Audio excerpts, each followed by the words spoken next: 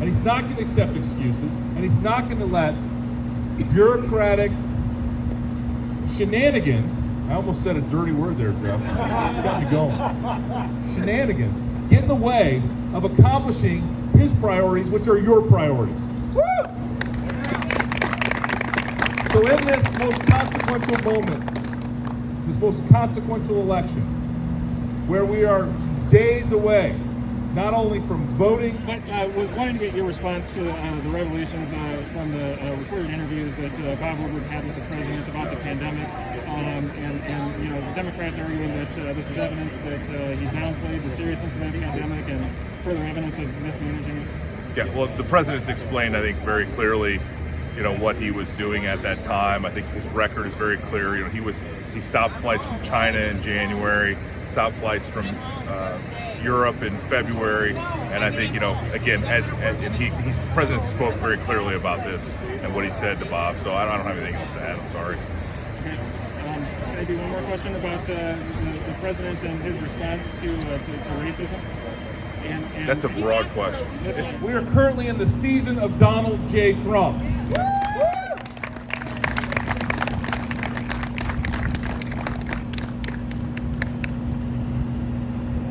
This is the most consequential election in our lifetimes. 2020, more could not be at stake. If you think about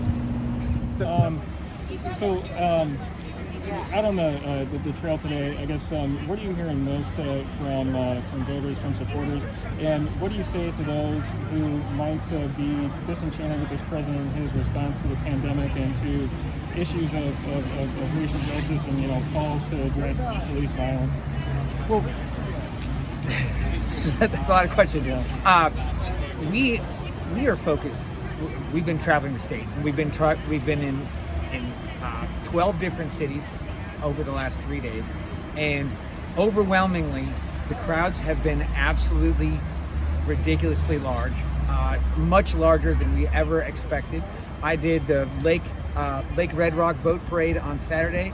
I did the Coralville Reservoir boat parade Monday. And what the common theme of all those spots is the grassroots, the organic grassroots energy. Now, I was the 2016 Iowa State Director. The energy is bigger than 2016. We were told in 2016 how much we were going to lose, and there was no map that we were going to succeed in. Obviously, that was wrong. What we're seeing here now, what we've seen the last 3 days across the state, is the same thing. As far as those policy pieces, the president is working for all Americans all the time, and all those items that you mentioned are how the Democrats are trying to put us down and put Iowans down and tell us exactly what we're supposed to do when we are talking about our freedoms. And we have been extremely safe and extremely appreciative of our safety and the safety of others around us this whole week. And you know, that's certainly what we're focused on and how we want to go through. But the importance of getting out and seeing people, not touching people and not being up close to them and without masks, but we've got to be able to go and talk to the people, and that's exactly what we've been doing. And then, I guess, are you hearing from disenchanted Republican voters? Are you hearing from Republicans saying, you know, I supported this president in 2016, but I am concerned about his handling of this pandemic, or I am concerned about some of his remarks and statements about, you know, kind of this reckoning in the nation over racial injustice and police violence? To be perfectly honest, I haven't heard that from anyone. I mean, from any Republican at any of the events all week. Where we're focused is really, and I think where the problem lies is we're focused on bringing America back together. We need, especially today being September 11th, we've been talking all day today, and on the bus today is about how we need our unity back and bringing America back together again. And it's not the president that doesn't want to bring America back together again. It's all of the hate and anger that is pushing this president away, and it's been hard to watch.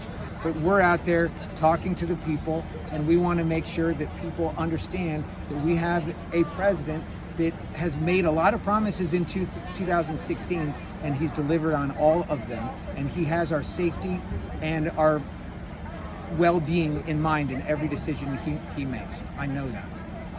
Thank you. Wondering, I guess, in response maybe to criticisms, about the way that the president maybe has handled the pandemic, or the recent revelations that came out from the interview with Woodward, and his response to his questions about addressing racism and what's going on in the country right now with protests. So that was like 3 questions in one. That's all right. I'll start from the beginning and work my way through. One, we have heard not one word about Bob Woodward's book from anybody here in Iowa. Not a single thing other than from the media. Not one person that we've come in contact with has asked us about that. And I think that just speaks to the media obsession with this. It's not a thing that the American people are worried about. What they're worried about are their jobs. They're worried about recovery from the derecho. They're worried about coming through this pandemic and an economy that's going to deliver. They're worried about trade deals, and they're worried about their future. That's what we're hearing. And we're hearing great enthusiasm. We're hearing people who know that this president has delivered in a way that politicians have never for them. They said you couldn't renegotiate NAFTA. He did. He brought forward USMCA, which opens up markets for Iowa's farmers. It's a more reciprocal 21st century trade deal, and that's because of President Trump. They see things like a president who's fighting for them. I think Penny always says it really nicely. She said it throughout the trip. We hired a bodyguard, and that's what we got in President Trump. He's a man who has fought for the American people, and that's what the people of Iowa have seen, and that's what they're standing with. And they're excited. They're out here. They have signed up. More people are signing up to knock doors, to make phone calls, to be part of the movement, to get the facts out there about President Trump. And so they're excited. I mean, when I say we hear car horns the whole way around the state, we hear car horns and semi-horns and everything. People are excited about this president. That enthusiasm is going to make the difference when it comes to election day. You have to want to go vote to be in support of someone, not against someone. That's not enough to get people motivated to go out. We have a candidate that people are hardcore supporters for, with a base that's growing. And we see that in poll after poll, where not only is support growing for the president in polls all across the country, but in minority groups, including Black Americans. You see those numbers on the rise. Listen, people know not to buy. Sorry, I don't want to. This is a great way to talk. People don't believe the media spin. They believe with their own eyes what they see. And we see that with our Black Voices for Trump coalition, which is our largest coalition on the campaign. We have Black Voices for Trump community offices all across the country. I visit quite a few of them myself, and those are supporters of the president. Listen, Bob Woodward's out for Bob Woodward. He's not out for anybody else. And so we know here, this president has delivered for Black Americans, Asian Americans, women. I am a woman who is empowered to be able to go out and advocate on behalf of the president of the United States. That's pretty cool. And it's very exceptional that I have a boss as supportive and as strong as President Trump that I get to go to bat for every day. I'm very proud of him and the work he's done, and the people in Iowa believe it as well. And sure, let's talk about the pandemic as well. Joe Biden has been a step behind the entire way. Back in December, this government was trying to send people over to China to have conversations about what's going on over there. We were being lied to. And in January, when the president stopped inbound flights from China, Joe Biden called it hysterical xenophobia. This is a president who has taken the advice, taken the counsel of his leaders, of the medical experts in this country, and fought every day. He has kept the American people updated through his own volition, standing in front of the White House press corps to give briefings on what's going on in this country. They said we're not going to have enough ventilators in this country. The president surged a private-public partnership in order for there to be ventilators, testing capabilities, swabs, everything that this country has gone through. This president has stepped up. We don't need to guess what a pandemic preparedness looks like under Joe Biden. We've seen it.